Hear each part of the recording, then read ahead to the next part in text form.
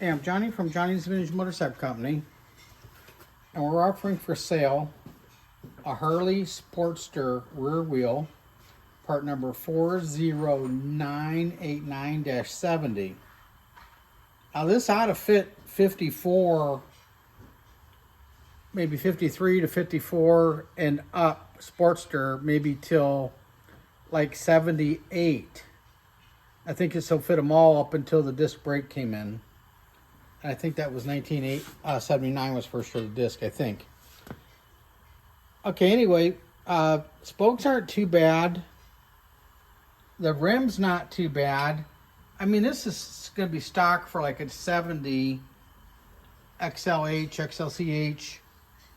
So I'm going to show you how it is spinning here. The chrome is fair. I mean, this would be a great wheel for an everyday rider.